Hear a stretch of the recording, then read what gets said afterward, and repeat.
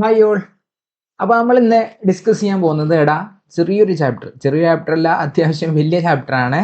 Moving charges and മാഗ്നറ്റിസത്തിലെ കുറച്ച് previous questions നമ്മൾ exam base ആയിട്ട്, അല്ലെങ്കിൽ ഇപ്പോൾ എക്സാമിൻ്റെ ടൈം ആയിക്കൊണ്ടിരിക്കുകയാണ്. അപ്പോൾ ഫസ്റ്റ് ടെർമിനൽ എക്സാമിന് വേണ്ടിയിട്ട് മൂവിങ് ചാർജസ് ആൻഡ് മാഗ്നറ്റിസിലെ എല്ലാ പ്രീവിയസ് ക്വസ്റ്റ്യൻസും എന്താണ് നമ്മളൊന്ന് ഡിസ്കസ് ചെയ്ത് പോവാണ്. ജസ്റ്റ് പറഞ്ഞു പോവാണ്. കാര്യങ്ങൾ ഫുൾ ഡെറിവേഷൻസ് ഒന്നും ഉണ്ടാവില്ല. ഏറ്റവും ഇമ്പോർട്ടൻ്റ് ഉള്ള ഡെറിവേഷൻസ് ആണ് നമുക്ക് നോക്കാം. അല്ലാത്ത കാര്യങ്ങൾ അപ്ലിക്കേഷൻ ലെവലും ന്യൂമറിക്കലും ആയിട്ടുള്ള ക്വസ്റ്റ്യൻസ് നമ്മൾ എന്താക്കാണ് ഫാസ്റ്റ് ആയിട്ട് സോൾവ് ചെയ്ത് പോവാണ്. ഓക്കെ, അപ്പം നമുക്ക് ഫസ്റ്റ് തുടങ്ങാം. ഫസ്റ്റ് ക്വസ്റ്റ്യൻ ഇതാണ്: name the force experienced by a charge q. അല്ലേ, name the force experienced by a charge q moving through a uniform magnetic field with a velocity v. Uniform magnetic ഫീൽഡിൽ v വെലോസിറ്റിയിൽ move ചെയ്യുന്ന charged പാർട്ടിക്കിളിന്റെ മേലെ act ചെയ്യുന്ന ഫോഴ്സിന്റെ equation അറിയാവോ? അല്ലേ, നമ്മൾ പഠിച്ചിട്ടുണ്ട് മാഗ്നറ്റിക് ലോറൻസ് ഫോഴ്സ് FM = നമ്മൾ പഠിച്ചതാണ്. എന്താടാ? Q × V × B ആണ്. Q × V × B ആണ്. ഇനി വേണമെങ്കിൽ നിങ്ങൾക്ക് ഇന്നത്തെ അതിനെ കൊണ്ട് കുറച്ചും കൂടി സിംപ്ലിഫൈ ചെയ്താൽ അതേ വേണ്ടു. QVB എന്ത് എഴുതി വെക്കാം? സൈൻ തീറ്റ എന്ന് പറഞ്ഞു കൊടുക്കാം. Theta is the angle between velocity vector and എന്താണ് magnetic field vector ആണ്. അതാണ് മാഗ്നറ്റിക് ലോറൻസ് ഫോഴ്സിന്റെ ഇക്വേഷൻ. അല്ലേ, ഇനി ഇലക്ട്രിക് ലോറൻസ് ഫോഴ്സ് ചോദിച്ചാൽ നമുക്ക് പറഞ്ഞു കൊടുക്കാൻ പറ്റും F = എന്താ? F = Q × E. ഇനി വെറും ലോറൻസ് ഫോഴ്സ് ചോദിച്ചാലോ? വെറും ലോറൻസ് ഫോഴ്സ് ചോദിച്ചാൽ നമുക്കറിയാം F = എന്താ? FM + FE ആണ്. അല്ലെ, FM + FE എന്ന് വെച്ചാൽ എന്താ വരിക? Q × V × B യും അതിന്റെ കൂടെ വേണം, Q × E യും അതിന്റെ കൂടെ വേണം. ഈ രണ്ട് ടേം വന്നാൽ മാത്രമേ എന്തായിട്ട് മാറുള്ളൂ? ലോറൻസ് ആയിട്ട് മാറുള്ളൂ. ഇവിടെ മാഗ്നറ്റിക് ലോറൻസ് ഫോഴ്സാ. അല്ലേ, വി വെലോസിറ്റിയിൽ മൂവ് ചെയ്യുന്ന കാര്യം മാത്രമേ പറയുന്നുള്ളൂ. ഇലക്ട്രിക് ഫീൽഡിനെ പറ്റി മെൻഷൻ ചെയ്യുന്നേ ഇല്ല. അപ്പൊ ഇതിന്റെ ആൻസർ എന്താ വരിക? Q × V × B. ഓക്കെ, അപ്പൊ ശ്രദ്ധിക്കണേ. അപ്പൊ നെക്സ്റ്റ് ക്വസ്റ്റ്യൻ, സെക്കൻഡ് ക്വസ്റ്റ്യൻ ഇതാണ്. Write an expression for Lorentz force acting on a moving charges. Repetition അല്ലേ? Q × എന്ത് വരും? V × B വരും.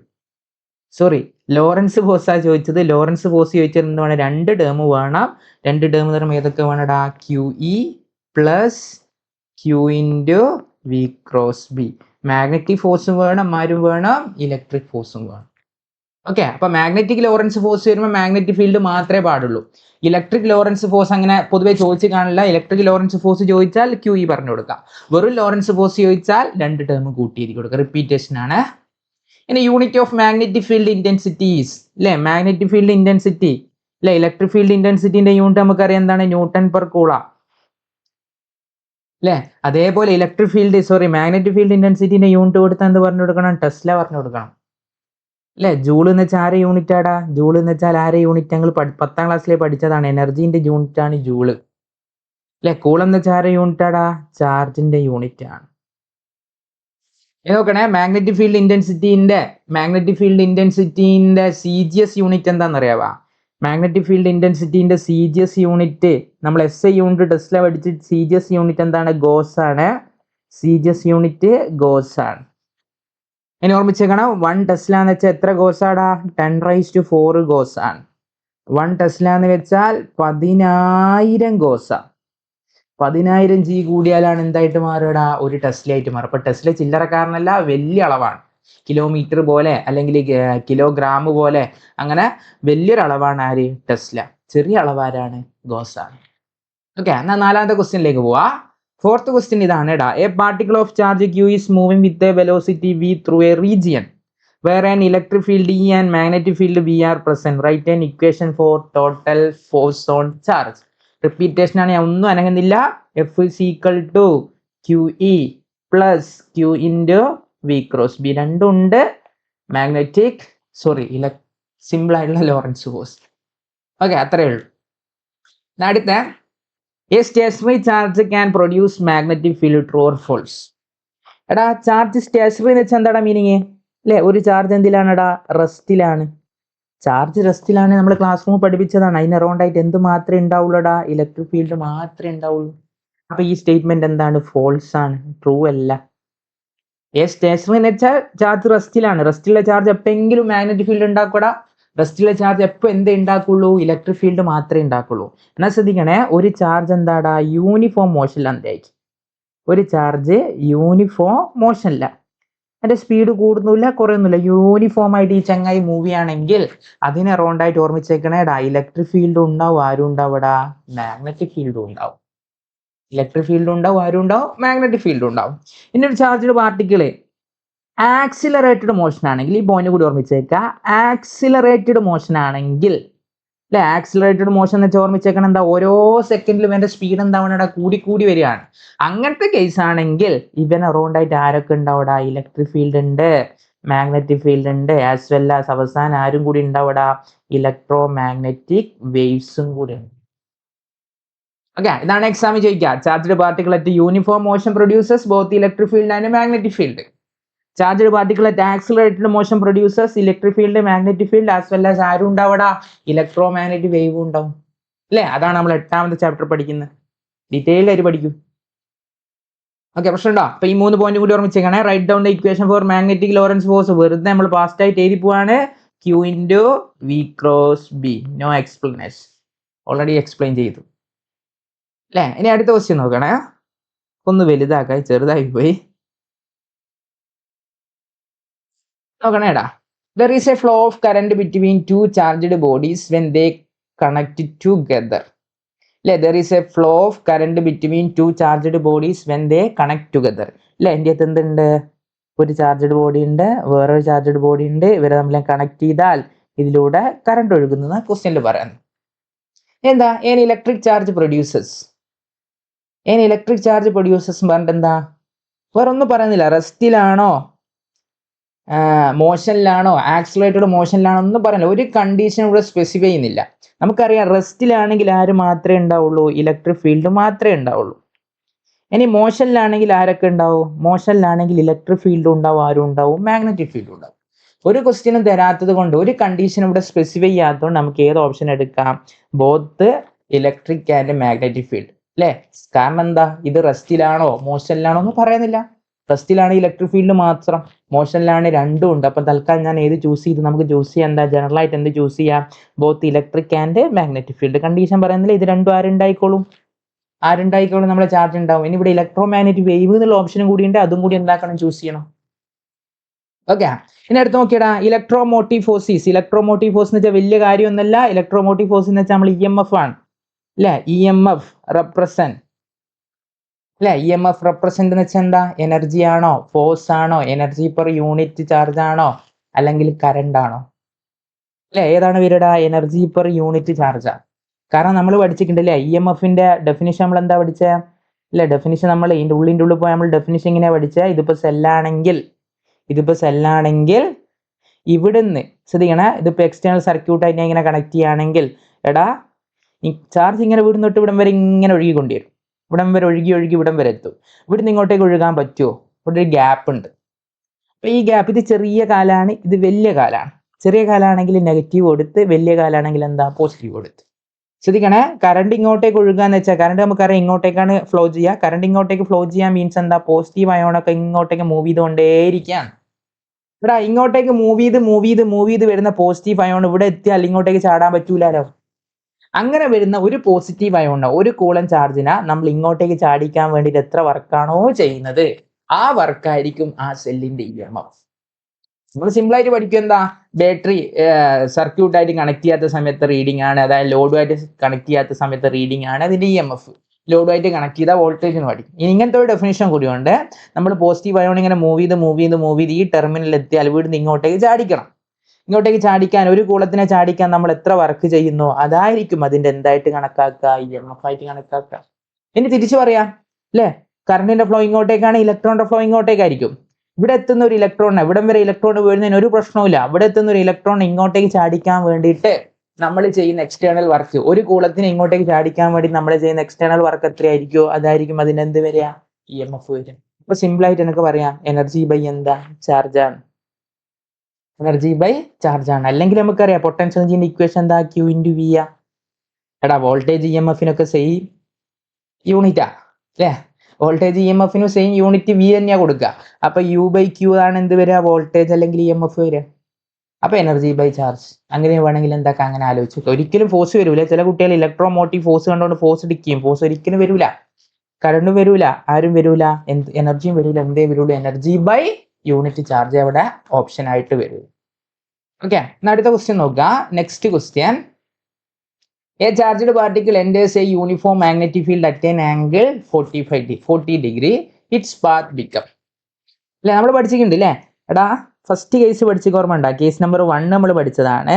എടാ ഈ വിയും ബിയും തമ്മിലുള്ള ആംഗിൾ തീറ്റ 0യും 180 ആണെങ്കിൽ നമുക്കറിയാം മാഗ്നറ്റിക് ലോറൻസ് ഫോഴ്സിന്റെ ഇക്വേഷൻ എന്താ, F is equal to Q into V cross B ആ, QVB sin തീറ്റ അല്ലെ. തീറ്റ 0യും 180 ആയാൽ അവിടെ ഫോഴ്സേ ഉണ്ടാവില്ല, പാർട്ടിക്കിൾ എന്താക്കാൻ നോ ഡിഫ്ലക്ഷൻ ഉണ്ടാവുക. പാർട്ടിക്കിൾ ഏത് പാത്തിലാ പോവാടാ, സ്ട്രെയിറ്റ് ലൈൻ പാത്തിലാ പോവുക.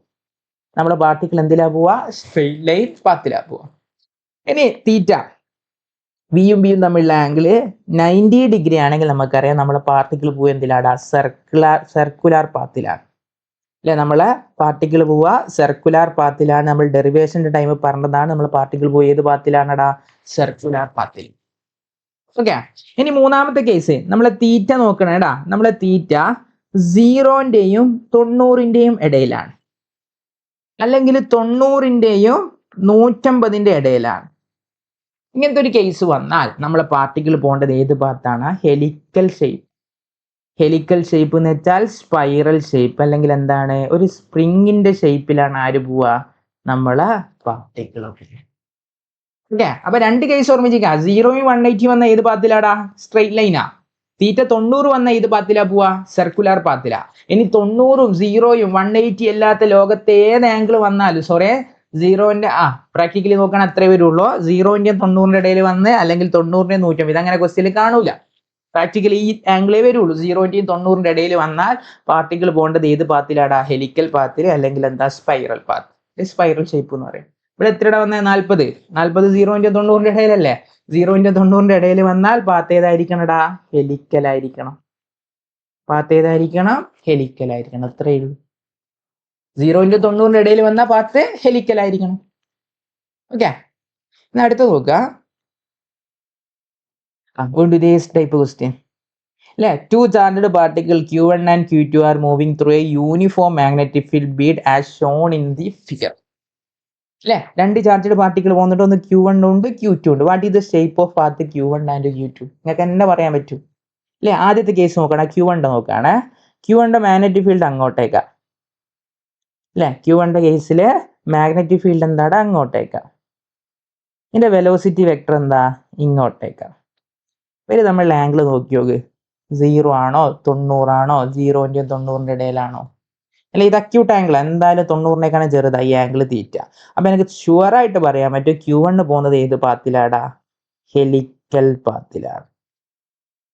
അടുത്ത നോക്കിയേ അല്ലെ, Q2ന്റെ കേസ് നോക്കടാ, മാഗ്നറ്റിക് ഫീൽഡ് അങ്ങോട്ടേക്ക് അല്ലെ. നമ്മൾ Q2 എങ്ങോട്ടേക്കാടാ പോകുന്നത്, മേലോട്ടേക്കാ പോകുന്നത്. രണ്ടും തമ്മിലുള്ള ആംഗിൾ എത്രയാ, 90. 90 വന്നാൽ പിന്നെ ഒന്നും നോക്കണ്ട, പാർട്ടിക്കിൾ ഏത് പാത്തിലാ പോവാ, ഓൾറെഡി പറഞ്ഞേ, പാർട്ടിക്കിൾ ഏത് പാത്തിലാ പോവാ, ഏത് പാത്തിലാടാ പോവാ, സർക്കുലാർ പാത്തിലാണ്. അവിടെ എന്ത് എഴുതിയടാ, സർക്കുലാർ പാത്ത്. ഓക്കെ, സിമ്പിൾ അല്ലേ. നെക്സ്റ്റ് ക്വസ്റ്റ്യൻ നോക്കുക. വീണ്ടും അല്ലെ, same type question. The following figure represent the path of a motion of a charged particle in a uniform magnetic field. ചോദ്യം ഇതാണ്, what will be the direction of magnetic field with respect to velocity of the charged particle? അല്ലെ, first കേസിൽ നോക്കടാ, particle ഏത് പാത്തിലാ പോകുന്നത്, circular പാത്തിലാ. Circular path പോവാണെങ്കിൽ വെലോസിറ്റിയും magnetic field എന്തായിരിക്കണം, perpendicular ആയിരിക്കണം അല്ലെ. രണ്ടാമത്തെ കേസിൽ എങ്ങനെയാടാ പോകുന്നത്, സ്പൈറല് അല്ലെങ്കിൽ സ്പ്രിംഗ് ലൈക്ക് ഷേപ്പിലാ പോകുന്നത്, അല്ലെങ്കിൽ ഹെലിക്കൽ ഷേപ്പിലാ പോകുന്നത്. അപ്പൊ നമുക്കറിയാം ഇതിങ്ങനെ പറഞ്ഞു കൊടുക്കാം, വിന്റെയോ ബിന്റെ ഇടയിലെ ആംഗിൾ തീറ്റ എന്തായിരിക്കണം, വിന്റെയും ബിന്റെ ഇടയിലെ ആംഗിൾ തീറ്റ 0ന്റെയും 90ന്റെ ഇടയിലായിരിക്കണം, ഒരു അക്യൂട്ട് ആംഗിൾ ആയിരിക്കും അല്ലെ. വിയും ബിയും തമ്മിലുള്ള ആംഗിൾ എന്തായിരിക്കണം, ഒരു അക്യൂട്ട് ആംഗിൾ ആയിരിക്കണം. അത് എവിടെ എഴുതി കൊടുക്കുക, ഡയറക്ഷൻ അവർ തമ്മിലുള്ള ആംഗിൾ പറഞ്ഞു കൊടുത്താൽ മതി. ഓക്കെ, ചില കുട്ടികൾ കൈവച്ച് ആംഗിളൊക്കെ കണ്ടുപിടിക്കും, ചിലപ്പോൾ ഈ കേസിൽ കൺഫ്യൂഷൻ ആവും, ഇതിൽ പ്രശ്നം വരൂല. ഈ കേസിൽ കൺഫ്യൂഷൻ ആവും, അതുകൊണ്ട് 0 മുതൽ 90 വരെയുള്ള ഏത് ആംഗിളും ആണെങ്കിൽ എഴുതി വെക്കാം അല്ലേ. ഇനി with the help of A figure to explain the term pitch ആണ്. പിച്ച് എന്നുള്ള ടേം പറയാനുണ്ട് അല്ലെ. പിച്ച് എന്ന് വെച്ചാൽ എന്താടാ, അതായത് ഒരു റെവല്യൂഷൻ്റെ ടൈമിൽ, ഒരു റൊട്ടേഷൻ്റെ ടൈമിൽ എക്സ് ആക്സിലേക്ക് ഉണ്ടാകുന്ന ഡിസ്പ്ലേസ്മെന്റ് നമ്മൾ എന്ത് വിളിക്കുക? പിച്ച് എന്ന് വിളിക്കുക. അതായത് ഈ സർക്കിളും തമ്മിലുള്ള ഹൊറിസോണ്ടൽ ഡിസ്പ്ലേസ്മെന്റ് നമ്മൾ എന്ത് വിളിക്കുക? പിച്ച് എന്ന് വിളിക്കുക. അല്ലേ? ഞാനിപ്പോ ഇനി ഇങ്ങനെ വരച്ചു വിടാം. അല്ലേ? എനിക്ക് പറയാൻ പറ്റൂ, ഇതും തമ്മിലുള്ള ഹൊറിസോണ്ടൽ ഡിസ്പ്ലേസ്മെന്റ്, അല്ലെങ്കിൽ ഇതും തമ്മിലുള്ള ഹൊറിസോണ്ടൽ ഡിസ്പ്ലേസ്മെന്റ്, അല്ലെങ്കിൽ ഇതും തമ്മിലുള്ള ഹൊറിസോണ്ടൽ ഡിസ്പ്ലേസ്മെന്റ്. അതിനെ നമ്മൾ എന്ത് വിളിക്കുക? പിച്ച് എന്ന് വിളിക്കുക.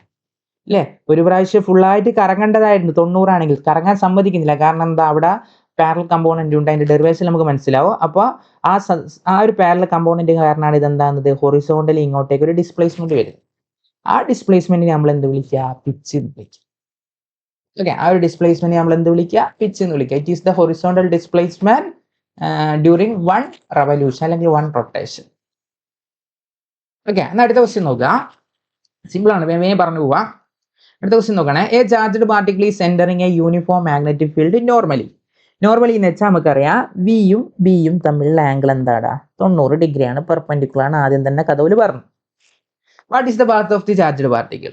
ഒന്നും നോക്കാനല്ല, പെർപെൻഡിക്കുലർ ആണെങ്കിൽ ഏതാടാ വരിക? സർക്കിൾ. ആൻസർ ആയി.